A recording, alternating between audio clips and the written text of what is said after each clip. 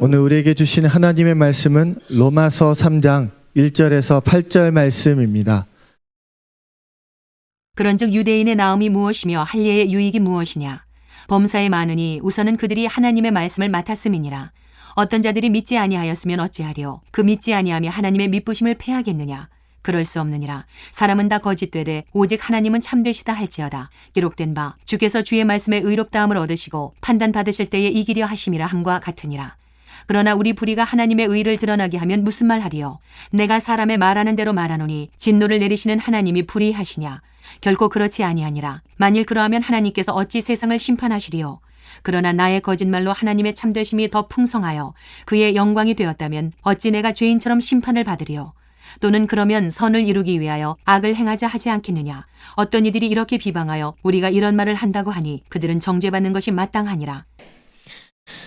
지금 우리가 신앙생활 하는데 특별히 그 로마서를 그 1장부터 쭉 오는데 너무나 감사하다, 그런 마음을 일단 주셨습니다. 사실은 오늘 본문은 굉장히 어려운 내용입니다. 어려운 내용인데 우리가 잘 이해하면 굉장히 쉽게 정리될 수 있습니다. 우리가 그 주기철 목사님이 순교당하실 때 상황을 보면은 사실은 굉장히 유치하게 일본 그 순사들이 유치하게 아주 했습니다. 먹을 걸 주지 않고 굶주렸다가 정말 배고플 때 먹을 것들을 갖다 놓고 신사참배를 강요하는, 아주 매우 유치스럽게 그렇게 하고, 그래도 별로 반응이 없으니까 잠을 재우지 않고, 또 그래도 별로 반응이 없으니까 결국에는 극단적으로 이게 송판에다 못을 박아놓고 걷게 하고, 그리고 이제 주기철 목사님은 순교 자리로 가셨습니다. 이때 이제 유대인의 입장에서 이제 얘기를 하는 거죠. 그래도 우리 때문에 주기철 목사님이 순교당하지 않았나. 그러니 우리의 공로를 잊어서는 안 된다. 이 말 이해되시죠? 이제 이 유대인들이 어떻게 접근하는지. 오늘 본문의 내용들이 전부 다 그런 류의 내용들이에요. 그러니까 이 생각을 가지고 본문을 접근하면 훨씬 더 이해하기가 좀 편하고, 그리고 조금 더 이제 영적으로 성숙하려면 오늘 이 본문이 굉장히 우리 안에서 묵상되고 이해가 되면 굉장히 깊은 하나님의 은혜 속에 들어갈 수 있습니다. 계속 사도 바울이 이제 그 유대인들의 죄, 유대인들의 형식, 유대인들의 전통, 유대인들의 율법주의, 이제 이걸 계속 얘기했거든요.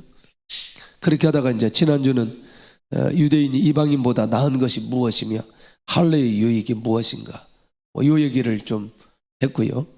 그 다음에 이제 오늘 이제 본문의 핵심적인 게 유대인의 불신앙이 하나님의 신실함을 무효화하겠는가. 이 신실함이라고 말할 때 하나님의 언약, 하나님의 구속사, 하나님의 뜻, 하나님의 비전, 그러니까 유대인의 불신앙이 하나님의 신실함을 무효하겠느냐. 기준점이 어디에 있죠? 기준점이 하나님의 신실함을 무효하겠느냐? 그럴 때 기준점이 유대인에게 있다는 거죠. 그러니까 유대인의 결정에 따라, 유대인의 불신앙에 따라 하나님의 구속사의 언약이 무효될 수도 있고 갈 수도 있고, 이 기준점이 사람에게 있다는 걸. 그 다음에 네 번째, 역시 좀 비슷한 건데, 유대인의 불의가 하나님의 의를 드러낸다면 하나님이 불의하신 분인가? 무슨 얘기냐면 하나님의 의가 유대인의 불의 때문에 드러났기 때문에 결국 하나님이 불의하신 분이냐? 요런 질문을 계속 이게 이제 던지는 거죠. 근데 이 질문은 유대인들이 직접 하는 게 아니고 바울이 유대인들의 생각을 알고 바울이 질문하고 바울이 답을 하는 거예요. 근데 사실은 이 생각을 누가 가지고 있어요? 유대인들이 가지고 있어요. 마지막은 뭐냐면, 유대인이 거짓으로 하나님께 영광이 되었다면 그러면 선을 위해서 악을 더 많이 행하는 것이 마땅하냐? 왜? 거짓으로라도 누구에게 영광이 된다면 하나님에게 영광이 된다면, 그러면 무엇을 행해야 돼요? 악을 행해야 되는 거죠. 이게 지금 이제 유대인들이 가지고 있는 생각들, 이것들을 이제 하나씩 하나씩 사도 바울이 정리해서 기록해 놓은 것이 지금 이제 3장에 있는 내용입니다. 자, 그러면 유대인들이 제기할 것으로 예상되는 질문에 대한 부분을 잠깐 좀 생각을 해보고, 그 전에 우리가 한 가지 더 확인하고 넘어가야 될 게, 유대인이 되었다는 것과 할례를 행하는 것의 유익이 무엇이냐 한번 질문을 던지는 거죠. 유대인이 되었다는 것과 할례를 행하는 것의 유익이 무엇이냐. 결국 바울이 지난 시간에 우리에게 나누어줬던 말씀 중에 한 가지가 뭐냐면, 할례를 행하였어도 말씀대로 순종하지 않으면 무할례자가 똑같다는 거죠. 무할례자도 하나님의 말씀을 지켜 순종하면 누구와 같이 여긴다? 할례자와 같이 여긴다. 그러니 이 말의 결론은 뭐냐? 유대인이 되었거나 할례를 받았거나 예수님 믿지 않고 말씀대로 순종하지 않고 율법을 지키지 않으면 무할례자가 똑같다. 그럼 누구와 똑같다? 이방인과 똑같다. 이방인과 똑같다. 그들이 그렇게 경멸하는, 이방인들을 비교하기 위해서 유대인이라고 지칭하는 그들이 이방인과 똑같다라고 하는 그런 상황까지 가버리게 된다는 거죠. 그러니까 여기서 질문을 던지면서 가는 이 기가 막힌 내용은, 내가 유대인 되었다는 것과 할례를 행했다는 이것을 그렇게 자랑할 필요 없다. 자랑해서는 안 된다. 그러면 유대인들이 특권을 하나 있는데, 특권을 받은 게 있는데, 그 특권이 뭐냐? 하나님의 말씀을 받았다는 거죠. 이건 굉장히 특권이죠.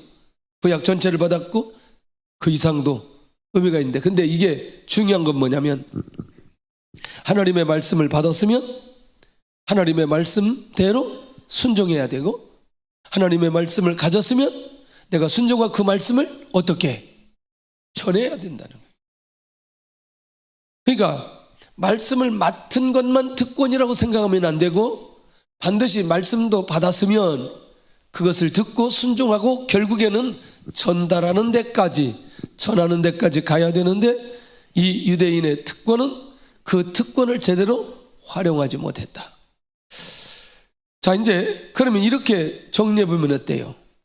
근데 요게 이제 요 관점이 이제 사람에게서 하나님에게로 이전이 돼야 되는데, 유대인들이 가지고 있는 생각은 이 모든 결정권이나 이 특권이 결국 누구에게 있다고 생각하는 거지. 자기에게 있다고 생각하는 거예요.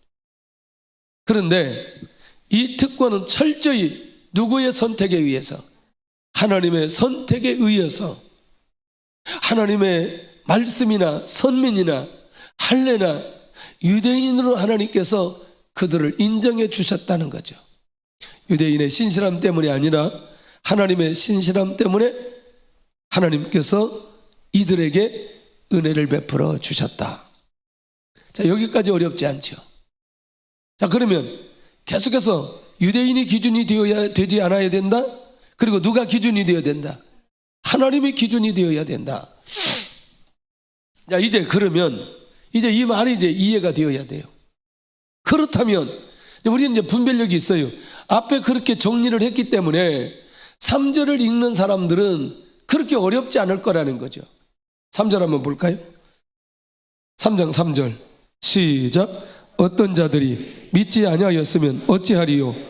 그 믿지 아니함이 하나님의 미쁘심을 패하겠느냐? 그러니까 1절 2절을 왜 했느냐를 살펴보면 이해할 수 있다는 거죠. 유대인의 나음이 무엇이며 할례의 유익이 무엇이냐? 범사에 많으니 우선은 그들이 하나님의 말씀을 맡았음이니라. 1, 2절 얘기했어요. 자, 무슨 얘기냐? 아까 말씀드린 그 얘기예요. 유대인의 불신앙이 하나님의 신실함을 무효할 수 있느냐? 하나님의 신실함이라고 말할 때는 아까 얘기한 대로 하나님의 구속사라고 얘기할 수도 있죠. 하나님의 비전이라고 얘기할 수도 있고, 하나님의 뜻이라고 얘기할 수도 있고. 예. 그러면 유대인의 신앙에 따라서 하나님의 구속사가 무효화될 수 있다 없다? 잘 들어야 돼요. 유대인의 불신앙에 의해서 하나님의 구속사가 이루어질 수 있다 없다? 왔다 갔다 하는 거예요. 그러니까 그 결정권이 유대인에게 있다, 하나님에게 있다. 유대인이 아무리 불신앙 가운데 있다 할지라도 하나님의 구속사의 언약은 절대로 중단되지 않는다는 거예요. 바울이 말하고 싶은 게 그거예요. 자, 다시 로마 교회 안에는 이방인 중에 그리스도인들이 왔고 유대인 중에 그리스도인이 있어요. 그리고 앞으로 믿을 유대인 그리스도인들이 있어요. 앞으로 믿을 이방인 그리스도인이 있어요. 그런데 만약에 유대인 중에 이 생각을 가지고 있으면, 유대인들의 이 생각을 가지고 있으면 유대인들의 불신앙 속에 하나님의 신실함이 무효화된다고 하면, 유대인들이 반대하고 유대인들이 믿지 않으면 하나님의 구속사 언약이 이루어질 수 없다고 생각할 수 있다는 거죠. 그러면 바울이 무슨 생각을 가지고 있어요? 바울의 관심, 바울의 비전, 바울의 소망, 그냥 땅끝이라고 얘기하세요. 땅끝이라고. 그냥 어디까지 가야 돼요? 그렇죠. 지금 바울의 안에는 그게 지금 흘러가고 있다니까요. 다른 얘기하면 안 된다니까요. 그러니까 바울의 마음은 이 구속사의 언약을 이루기 위해서 땅끝까지 가야 되는데, 만약에 그 결정을 누가 하는 거라면, 유대인들이 하는 거라면 이 생각을 바꿔놓지 않으면 안 된다는 것이기 때문에, 로마 교회 안에 있는 이방인들이나 유대인들이나 그리스도인들이라면 이 부분에서 명확하게 정리되어야 될 필요가 있다는 거죠. 그 중에 하나가 뭐냐면, 인간의 신실함으로 하나님의 신실함을 드러낼 수 있나? 조금 더. 인간의 불의가 하나님을 불의하다 하시겠나? 그 다음에 인간의 거짓말이 하나님의 참되심을 드러난다 하여도 전부 다 이 세 가지가 누구 중심이에요? 인간, 유대인 중심이라는 거죠. 이 말이 무슨 말이냐면, 바울은 사람과 하나님을 동일선상에 두고 생각하는 건 절대로 안 된다는 거지, 이거는. 그리고 사람에 의해서 하나님의 하신 일을 판단하거나 그것을 계획하거나 그것을 바라보는 것도 역시 안 된다는 거죠. 여전히 하나님께서는 유대인의 불신앙과 상관없이 계속해서 지속적으로 하나님의 구속사의 언약은 이루어져 가고 있다는 거예요. 쉽게 설명했어요. 우리가 가서 들어보니까 중국에서 처음에 모택동이 그 막 핍박할 때 1,500만이었다 그래요. 그리스도인들이 1,500만. 그래서 나중에 등소평에 의해서 그 개혁 개방할 때 한 7,500만 얘기했어요. 그럼 몇 명이 불어났어요? 5천만 명이 불어났어요. 5천만 명이. 그러면 그렇게 핍박하고 막았는데, 그러면 구속사의 언약이 중단되었다면 5천만 명이라는 숫자가 예수님 믿기가 어려웠을 거라는 거죠. 사람에 상관없이, 사람의 마음에 상관없이, 사람의 신앙에 상관없이 하나님의 구속사의 언약은 지금도 여전히 유효하고 지금도 여전히 진행되고 있다는 사실을 놓치지 않아야 된다는 거죠. 할렐루야. 이게 지금 충격적이라니까요. 로마 교회 모든 공동체 안에 이런 생각을 가져야만이 그들이 어디까지 갈 수 있기 때문에, 땅끝까지 갈 수 있기 때문에 철저하게 유대인들이 가지고 있는 이 사고가 오늘 이 로마 교회 안에 그들 안에 있으면 안 된다는 거죠. 그래서 어떤 경우에도 하나님과 인간을 절대로 비교할 수 없다는 사실을 사도 바울이 이제 밝히고 있는데, 그러면 이 일을 진행하시는 그 하나님의 절대적 하나님의 성품에, 하나님의 신실하심과 거룩하심에 대해서 바울은 인간의 불의와 거짓은 사람의 책임에 속한 것이고 절대로 하나님께 책임을 전가할 수 없다. 왜? 하나님의 신실함과 거룩하심은 누구에게 영향받지 않는다.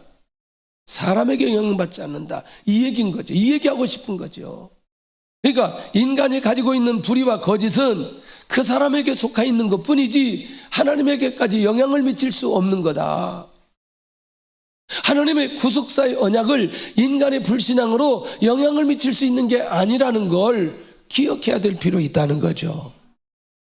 시간이 지나고 나서 보니 내가 열심히 기도할 때 할렐루야 주님 역사에 주옵소서 막 소리를 지르고 전도도 하고 열심히 할 때 하나님께서 놀라운 열매와 하나님의 은혜를 주신다는 확신이 우리 안에 있어요. 그런데 내가 불신앙 가운데 있고 믿지도 않고 예수님도 안 믿고 그리고 타락하고 또 하나님의 뜻대로 살지 않았는데도 여전히 하나님은 일하고 계셨어요. 이 사실이 믿어져야 돼요. 이 사실이 믿어져야 돼요. 나와 상관없이 하나님이 한번 계획하시면 하나님은 흔들림 없이 그것을 집행하시고 진행하시는 분이라는 사실을 우리가 믿을 때에 그 하나님을 바라보고 땅끝까지 갈 수 있는 영적인 힘이 이 안에 일어나게 되어진다는 거예요. 여기까지 어렵지 않죠? 그래서 사람은 하나님으로부터 오는 선과는 상관없이 본질적으로 악하다는 것과 하나님은 인간의 악과는 관계없이 죄하고는 상관이며 본질이 선하시기 때문에 본질이 선하고 신실하고 거룩하시기 때문에 영향받지 않는다. 주의 은혜가 있기를 원합니다. 이 하나님을 우리가 만나야 된다는 거죠. 오늘 이 사도 바울이 말하고자 하는 이 근본적인 중심을 우리가 잘 이해할 필요가 있다는 겁니다. 자, 그래도 이제 설명이 잘 안 될 것 같으니 바울 사도가 4절을 살짝 열어놨어요. 살짝 열어놨어요. 한번 보세요. 4절이 뭔지. 자, 시작. 그럴 수 없느니라. 사람은 다 거짓되되 오직 하나님은 참되시다 할지어다 기록된 바. 잘 보셔야 돼요. 사람은 다 거짓되되 오직 하나님은 참되시다 할지어다. 그러니까 하나님이 무슨 일을 하시든지 하나님이 하시는 일에는 문제가 있다 없다? 참되시다, 잘못됨이 없다, 문제가 없다. 자, 여기까지는 이해가 돼요. 근데 그 뒤에 주께서 주의 말씀에 의롭다함을 얻으시고 판단 맞을 때 이기려 하심이라 함과 같으니라. 여기 성경에 니은이라고 써 있어요? 주께서 할 때 니은이지. 니은이라고 안 써진 성경 버리세요. 아까도 보니까 이게 다 성경마다 다르더라고요. 기억이라고 써 있고 니은이라고 써 있어요. 근데 이게 시편 51편 4절에 있는 내용이거든요. 계속 성가대에서 물 떨어뜨린 소리가 계속 나지. 자, 성경 잘 들고 있어요. 자, 저를 보시죠. 저를. 자, 제가 설명해 드릴게요. 유대인의 불신앙으로 주님을 십자가에 못 박았다고 해서 약속이 폐기되지는 않는다. 정리하고, 사람은 거짓으로 가득 차 있기 때문에 하나님은 참되시기 때문에 하나님은 참된 분이시기 때문에 영향받지 않고 간다. 그런데 갑자기 오늘 그 유대인의 불신앙이 하나님의 신실하심을 피할 수 없는 이유, 주께서 주의 말씀에 의롭다함을 얻으시고 판단받으실 이에게 이기려 하심이라. 이렇게 하니까 우리가 이해가 안 돼요. 그런데 이 내용이 무슨 내용이냐면 다윗이 고백한 내용이거든요. 다윗이 고백한 내용인데, 다윗이 우리아의 아내 밧세바를 범하고 하나님 앞에 회개하고 난 이후에 고백이라는 거예요. 다윗은 주께서 심판하실 때에 순전하시다 하리이다. 혹시 그 심판이 나에게 임한다 할지라도 하나님이 하시는 일은 순전하다, 잘못됨이 없고 문제가 없고 완전하시다. 이해되시죠? 자, 보세요. 결국은 뭐냐면 하나님의 심판이 있어도 그것은 의로운 것이다. 왜? 하나님 참되신 분이시기 때문에. 계속해서 이렇게 다윗의 고백을 하고 바울이 다윗의 고백했던 내용을 계속해서 인용하는 이유는 하나님은 변함없는 분이다. 언제나 그 자리에 서 있는 분이다. 하나님께서 한번 계획하신 그것을 변함없이 지키시는 분이다. 그리고 반드시 하나님은 어떤 상황 속에서도 승소하실 분이시다 라고 다윗이 말했단 말이죠. 그러니까 역시 다윗이 고백했던 그 내용을 누가 그대로 받았어요? 바울이 그대로 받았어요. 그리고 그대로 기록하는 거죠. 그러니까 유대인의 불신앙으로 하나님의 미쁘심이, 하나님의 구속사의 언약이 절대로 패할 수 없다 라고 결론을 짓고 가게 되더라는 거죠. 이렇게 구약에 있는 인물까지 데리고 와서 그가 고백했던 내용까지 고백하면서 하나님은 참되신 분이라고, 그것에 영향받지 않는 분이라고, 절대로 사람은 하나님의 뜻을 폐할 수 없는 분이라고 그렇게 고백하는 이 바울 사도의 중심이 이해될 필요가 있다는 거예요. 그러니까 우리가 하나님을 믿는데 하나님을 향한 믿는 그 믿음이 우리 안에서 변질되지 않고 언제든지 유지될 수 있어야 되고, 그리고 그 하나님이 변하지 않는 계획을 우리 스스로 바꾸려고 할 이유가 없다는 거예요. 바꿔서는 안 된다는 거죠. 나의 열정과 나의 불신앙과 나의 순종과 불순종에 상관없이 여전히 하나님은 참되시고 하나님은 신실하신 분이기 때문에 그 일을 진행하는 일에 조금도 문제가 되지 않는 분이라는 걸 주의 은혜가 있기를 원합니다. 그저가 하나님의 의로우심과 순전하심을 성상시키지 못한다는 것, 아무리 큰 죄가 있다 할지라도 이게 첫 번째 질문 중에 핵심입니다. 두 번째 한번 가볼까요? 하나님의 심판과 관련해서 예상되는 유대인의 생각이 뭐냐?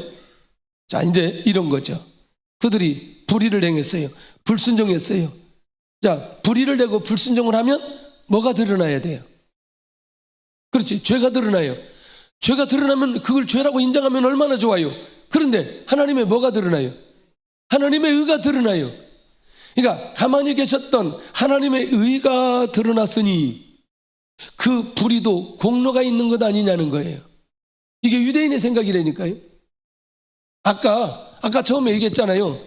일본 순사들이 그게 밥도 안 주고 그렇게 주기철 목사님을 핍박하고 그런 거 조 목사님을 순교자로 가게 한 공로가 있지 않았는 거예요.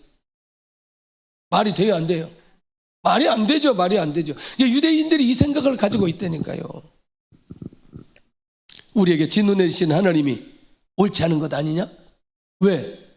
우리가 하나님의 의를 드러내게 만들었는데, 우리 불의가 하나님의 의를 드러내게 했는데 우리에게 진노를 내리신다고? 그건 옳지 않는 거지. 하나님의 의를 나타내게 했는데. 이해되시죠? 웃죠? 이제 웃어야 돼. 지금 웃어야 돼. 지금 웃어야 돼. 이 말이 무슨 말인지. 내가 잘못해서 하나님의 의가 드러났는데, 그래서 하나님의 진노가 임했는데 어떻게 하나님이 진노를 하셔? 이건 옳지 않는 거야? 절대 사도 바울은 그렇지 않다고 단언하고, 만약에 그렇다면 하나님께서 어찌 세상을 심판하실 수 있겠냐는 거예요. 이게 이제 지금 바울이 하는 얘기예요. 이게 절대 우리 안에서 이런 일이 일어나면 안 되죠. 자신의 불의한 것에 대해서 보응을 받게 하시는 것이 하나님의 공인데, 이것이 하나님의 공유신 법칙이라는 걸 지금 이들에게 이제 계속 강조하고 싶은 거죠. 그리고 그것을 절대로 자기들의 공로라고 하나님 앞에 내세워서는 안 된다는 거예요. 안 된다는 거예요. 일부 예배 때 마치고 어느 집사님하고 대화 나누는데, 집사님 은혜 받았어요? 그랬더니 진짜 자기가 며칠 전에 부인한테 그랬대요. 나 때문에 당신 신앙이 성숙한 거 알고 있냐고. 그러니까 내 공로가 굉장히 큰 건지 아니야. 오늘 설교 듣고 엄청나게 찔렸다고. 이게 들리면, 이 얘기가 무슨 말인지 들리면 굉장한 거죠. 그걸 공로가 아니고 그거는 죄지요. 죄지요. 이제 죄에 대해서 세 번째 얘기할 때 이게 인식이 되어야, 그것이 죄라는 인식이 되어져야 뭐 할 수 있다? 회개할 수 있다는. 조금 가볼게요. 가룟 유다가 배신했잖아요. 주님을 죄로 대속할 기회를 제공했어요. 그 가룟 유다의 배신으로 주님이 어디까지 가셨어요? 십자가에 죽으셨어요. 그러니 유대인들의 말로 얘기한다면 무슨 얘기야? 내가 예수님 팔았기 때문에 예수님이 십자가에 죽으셨어. 내가 구속사를 이루는데 나처럼 공로가 있는 사람 또 어디 있어? 응? 그런데 제가 질문을 던집니다. 가룟 유다가 팔지 않았으면 예수님께서 십자가에서 죽지 않으셨다. 가룟 유다가 팔지 않았어도 예수님은 십자가에 죽으셨습니다. 할렐루야. 그러니 주님께서도 그를 칭찬하거나 그의 죄를 옹호하지 않으셨다는 거예요. 그 행위를 눈감아주거나 그의 허물을 사하지 않았다는 거죠. 요한복음 17장 12절에 그를 향해서 멸망의 자식이라고 칭하였다니까요. 우리가 잘 아는 베드로가 사도행전 1장 16절에서 20절까지 그를 하나님의 궁유를 입지 못한 자라고 선언했다는 것. 이 말이 무슨 말인지 이해되잖아요.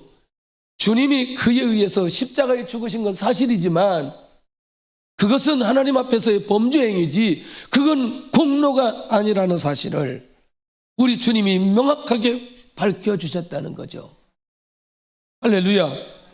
그러니 그 불의로 하나님의 의로움을 나타냈다는 그것을 공로로 얘기해서 하나님께서 심판하시는 게 맞느냐 이렇게 도전하는 건 맞지 않는 얘기라는 거죠. 그건 죄일 뿐이지. 혹시라도 우리 안에 그런 생각을 가지고 있어요?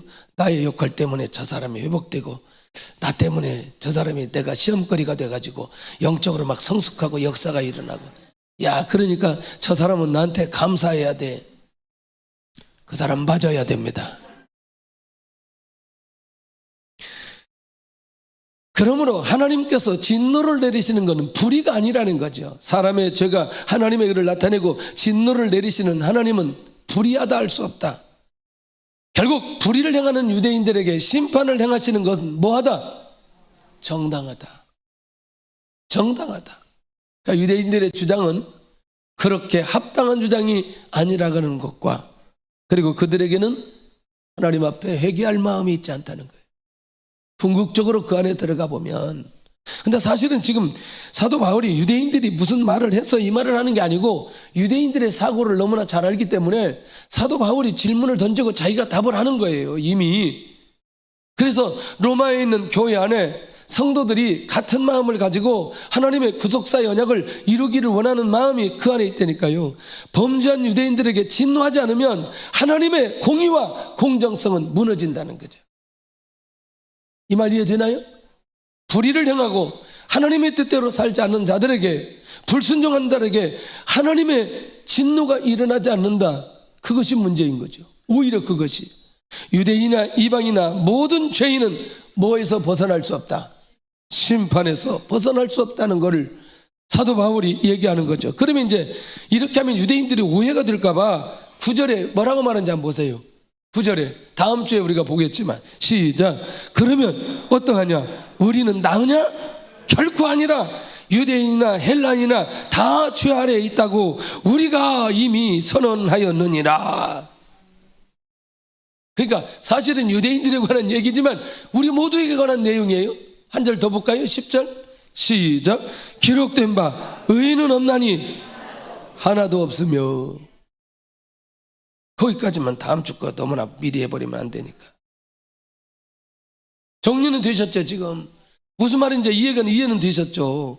그러니까 죄인은 하나님의 심판을 피할 수 없다. 당연히 하나님의 심판이 일어나야 된다. 왜? 죄인이기 때문에.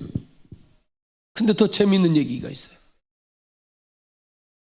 자, 나의 거짓으로 하나님의 참되심이 더욱 드러나 하나님께 영광이 되었다면 아까는 불의, 불순종, 근데 이 거짓이 하나님께 영광이 되었어요. 그러니까 내가 죄인으로 정죄를 받겠느냐? 그러니까 만약에 하나님께 더욱 영광이 되었다면 이제 사도 바울이 고백하고 답변하는 내용이 이게 내가 죄인으로 정죄를 받겠느냐? 하나님의 영광을 드러낸다고 하여도 무엇은 정당화될 수 없다. 악행은 정당화될 수 없다. 무엇은? 그러니까 여기서 말하는 악행은 뭐예요? 지금 이게 거짓이죠, 거짓. 그러니까 하나님께서는 결과 이전에 동기와 수단 및 과정을 살피신다는 거죠. 죽게 드리기 위해서 내가 어제 밤새도록 저쪽 동네 가서 도박을 해서 오늘 내가 11조도 해야 되고 건축업도 해야 되고 그러니까 내가 밤새도록 도박해가지고 돈을 벌어가지고 오늘 하나님 앞에 헌금했어요. 할렐루야. 그럴 수 없느니라.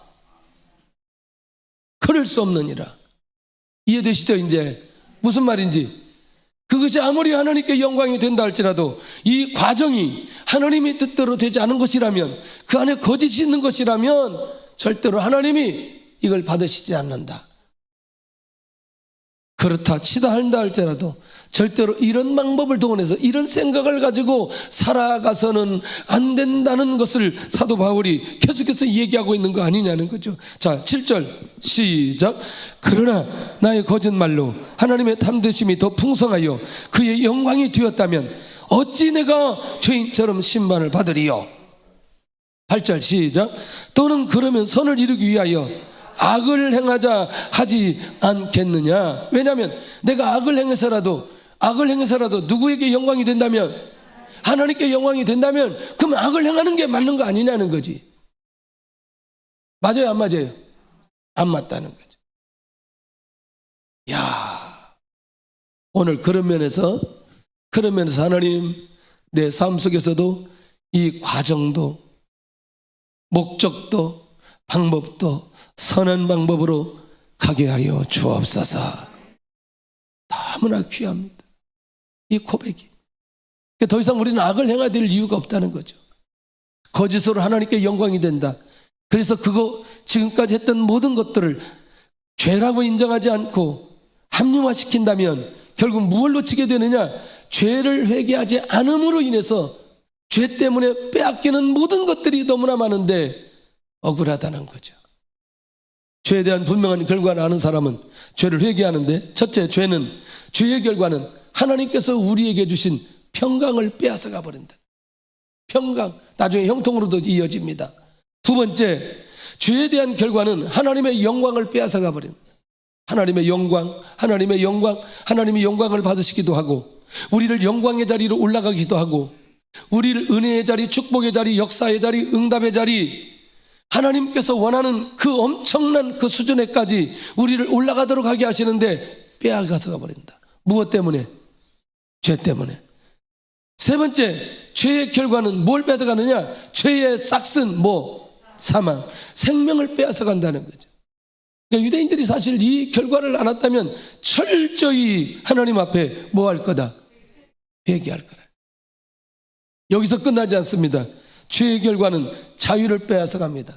영적으로 죄 문제가 해결한 자에게 주신 진리를 알지니 진리가 너희를 자유케 하리라고 하는 이 엄청난 영적인 비밀이 있는 이 자유를 빼앗아가 버린다. 무엇이? 그러니 당연히 회개를 해야 되지 않겠냐. 죄의 결과는 뭐냐? 고린도 6장에 가서 보면 천국을 빼앗아가 버리는 거죠. 죄 문제가 해결되지 않으면 천국 갈 수 없기 때문에. 여섯 번째는 죄의 결과는 하나님과의 교제, 하나님과의 관계가 단절되어 버린다는 거죠. 그러니 철저히 하나님, 내가 하나님 앞에 죄를 지었을 때는 그 죄 문제를 해결하고 하나님과의 관계가 단절되지 않도록 깨어 있어야 될 필요가 있고, 죄에 대한 결과는 시편 1편에 가서 보면 사람에게 주셨던, 허락해 주셨던 형통함을 빼앗아가 버린다. 이상하죠? 죄를 지으면 불안함이 오기 시작해요. 두려움이 오기 시작합니다. 염려가 있기 시작합니다. 안절부절하지 못하기 시작합니다. 왜? 우리 안에 믿음의 용기가 다 사라져버리기 때문에. 내가 죄를 고백하면 고백할수록 하나님 나와 함께 하시고 나를 지키시고 나를 인도하시고 나에게 역사해 주신다는 확신이 내 안에 있다가도 죄가 나를 지배하기 시작하면 결국 하나님이 함께 하지 않는다는 두려움 때문에 우리의 상황 모두 다가 근심 덩어리가 되고 말아버린다는 거죠. 죄의 문제는 확실하게 해결해야 됩니다. 어떻게? 회개함으로. 누구에게 나감으로? 예수님에게, 주님에게 나감으로. 그래서 마지막에 죄의 문제를 해결하는 방법은 오직 믿음밖에 없다. 그래서 사도 바울이 이 비밀을 알고 있기 때문에 나는 이 복음을 절대로 부끄러워하지 않는다. 부끄러워하지 않는다. 이 복음은 모든 믿는 자에게 구원을 주시는 하나님의 능력이기 때문에. 하나님의 능력이 뭐예요? 구원을 주셨다는 건 뭐가 해결됐다는 것이고, 죄가 해결됐다는 것이고, 죄가 해결됐다는 것은 궁극적으로 하나님의 뭐예요? 능력이 나타났다는 것이죠. 이미 우리는 하나님이 주시는 그 능력이 끊임없이 우리 삶 속에 일어나고 있는 거 아니냐는 거예요. 죄는 회개해야 되는 거죠. 회개하는 거예요. 자, 죄 문제를 해결하는 분에 대한 절대적인 뭐가 있어야 된다? 믿음이 있어야 된다. 자, 그러면 이제 두 번째는 왜 그 복음 안에 내가 믿음을 가지고 내가 복음 안에서 자유로움을 얻어야 되느냐? 놀라웠게도 그 안에 하나님의 의가 나타나는데, 이게 무슨 말이냐면 내가 예수 그리스도를 믿음으로 말미암아, 그러니까 내 죄의 문제가 해결되느냐 해결되지 않느냐라고 하는 건 주님과 나와의 관계 속에서 결정되는 거죠. 그러니까 죄 문제가 해결된 사람에게는 하나님의 진노가 임하지만, 죄 문제가 해결된 사람에게는 하나님의 은혜와 사랑이 나타나는, 하나님의 의가 해결된 사람과 해결되지 않는 사람에게 분명한 경계선은 어디냐? 죄 문제라는 거죠. 그런데 그 문제가 예수 그리스도 안에서 완전히 해결되어졌다. 할렐루야. 진정한 기쁨, 진정한 자유, 진정한 형통, 하나님의 역사가 일어날 수밖에 없는, 죄 문제만 해결받으면 과거와 상관없이 의인이 된다는 이 엄청난 사실. 반복적인 죄를 짓는다 할지라도 반복적으로 고백할 필요가 있어요. 예, 이건 이제 사실 유대인들이 가지고 있는, 이들이 가지고 있는 이 본질적인 아주 그 습관적으로 왔던, 그리고 이게 율법을 가지고 왔던 아주 극단적인 이런 사고들이지만, 오늘 우리가 끊임없이 이런저런 죄 지을 때마다 항상 고백해서 이 문제가 우리 현실 속에서 풀어져야 될 필요가 있다는 거죠. 해결을 자주 하시기를 바랍니다. 자, 그러면 예를 하나 드릴게요. 성경적인 예를. 자, 마태복음 9장에 우리가 12의 혈루증 앓는 여인이, 그에게 믿음이 있었어요. 무슨 믿음이 있었느냐? 주님의 겉옷만 만져도 구원을 받겠다고 하는 믿음이 있어요. 그러니까 이 여인이 어떻게 로마서 1장 16절 17절이 한순간에 이루어지는지를 한번 살펴볼 필요가 있어요. 주님이 아셨어요. 사람이 밀지만 누가 주님의 옷자락을 손을 댔다는 사실을 알았어요. 근데 그 여인을 향해서 주님이 말씀하신 내용이 너무나 충격적이었어요. 지금 이 여인은 무엇 때문에 주님 앞에 왔지만, 혈루증 때문에 왔지만, 주님께서는 이 영혼에 뭘 봤어요? 죄를 본 거죠. 내 믿음이 너를 구원하였다 하시니 여자가 즉시 구원을 받으니라. 그러면 제가 질문 던집니다. 그 즉시 구원을 받는데 무엇까지 치유돼요? 혈루병까지. 그러니까 주님을 만나 죄 문제 해결되면, 영적인 문제 해결되면 육적인 문제까지 해결된다. 그런데 주님은 육적인 문제보다도 먼저 그 영혼에 대한 영적인 문제부터 지켜보셨다는 거죠. 그게 뭐예요? 죄였다는 거죠. 단순하게 우리는 12의 혈루증 앓는 여인이 주님을 만져서 질병 치유받았다 이렇게만 생각해서는 안 된다는 거죠. 그러니까 우리가 가지고 있는 수많은 문제들은 내가 주님 앞에 나갈 수 있는 동기부여라는 거예요. 그것을 통해 나의 영적인 문제가 해결되면 결국에는 육적인 문제가 해결되는 길로 우리를 인도해 가시는, 할렐루야. 그래 우리는 고민해야 될 필요가 없어요. 이런저런 문제가 다른 사람보다 나에게 더 많이 있다고 고백하는 사람은, 그렇지, 내가 주님을 만날 수 있는 기회이지, 나를 영적으로 볼 수 있는 기회이지, 그리고 나의 영적인 문제가 해결되어지는 순간에 육적인 문제도 해결받을 수 있다는 확신이 그 안에 있어야 되는. 왜? 주님 안 찾으니까. 이 혈루증 여인이 12년 동안 이 고생을 하지 않았으면 주님을 찾겠냐는 거죠. 또 나옵니다. 다음에 그 다음 바로 이어서 이제 마태가 기록했던 내용이 이제 있고, 길 가실 때 두 맹인이 따라오면서 다윗의 자손이 우리를 불쌍히 여겨 주셔서 하도 길거리에서 소리 질러요. 계속 소리 질러요.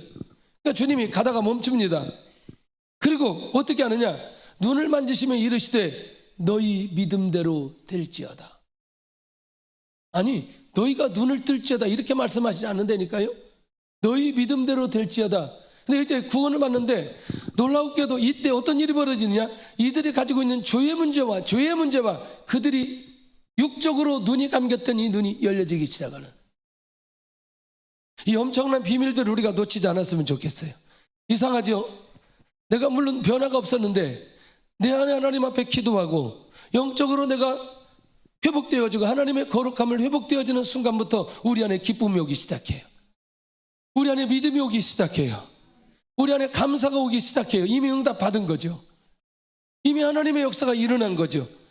그러니 하나님, 왜 나에게 이런 수많은 문제들이 나에게 있나요? 고민하지 말고 그것이 나의 죄를 볼 수 있는 기회와 나의 영적인 문제를 해결받을 수 있는 결정적인 상황인 것을 믿고 나아가기만 하면 지나고 나서 봤더니 육적인 문제도 해결되어져 있는 거죠. 이 놀라운 비밀들을 놓치지 않았으면 좋겠다는 거예요. 근데 이건 뭘로만 가능하다? 믿음으로만 가능하다. 주님을 향하는 믿음으로만 가능하다. 그러니 우리 안에 다른 건 몰라도 주님을 향하는 이 믿음에 대해서는 흔들림이 없어야 된다는 거예요. 흔들리지 않아야 된다. 죄 문제 해결도 주님을 통해서, 영적인 문제 해결도 주님을 통해서, 하나님과의 관계 해결도 주님을 통해서만 해결될 수 있다는 사실을 우리가 놓치지 않아야 된다. 그래서 이제 바울은요, 이게 이제 계속 한 번에 이걸 써내려가기 때문에, 한 번에 써내려가기 때문에 이게 계속 연결되어 있기 때문에 이걸 천천히 얘기한다니까요. 그리고 그렇게 얘기하다가 8장에 가서 완전히 여기에 못을 박는 거죠. 이제 이렇게 전개를 하다가, 그리고 9장, 10장, 11장, 12장은 어떻게 살아야 될지를 얘기하고 있다니까요. 그러니까 우리는 이걸 8장을 미리 봐야 된다니까, 미리. 그래서 다시 지난번에 봤지만 8장 1절, 2절 한번 보셔야 돼요. 연결되어 있는 거니까 계속 그러므로 이렇게 나가잖아요. 그러므로 온갖 소리를 다 질러서 그러므로 이렇게 하는 8장 1절 시작. 그러므로 이제 그리스도 예수 안에 있는 자에게는 결코 정죄함이 없나니 이는 그리스도 예수 안에 있는 생명의 성령의 법이 죄와 사망의 법에서 너를 해방하였습니다. 이제 이해되시죠? 그러니까 요게 앞에서 지금 우리가 좀 답답하고 그럴 때는 다시 이리 가서 8장에 가서 그렇지 바울이 말하려고 하는 건 이거지. 연결된다니까 이게. 그러니까 결국 뭐냐면 예수 그리스도를 향한 믿음으로만 이 죄 문제 해결될 수 있고, 할렐루야, 예수 그리스도를 믿음으로만 영적인 육적인 문제를 해결받을 수 있다는 이 원리를 계속해서 연결시켜 살펴볼 필요가 있다는 거죠. 그래서 만약에 이게 아이고 오늘 8장 3장 8절 다음 주 뭐 9절에서도 너무나 더디 가면 그냥 8장 읽고 와요. 항상 이게 다 연결되는 거니까. 결국 그 얘기를 하려고 하는 가장 중요한 핵심이 여기 있기 때문에 이해는 되셨죠?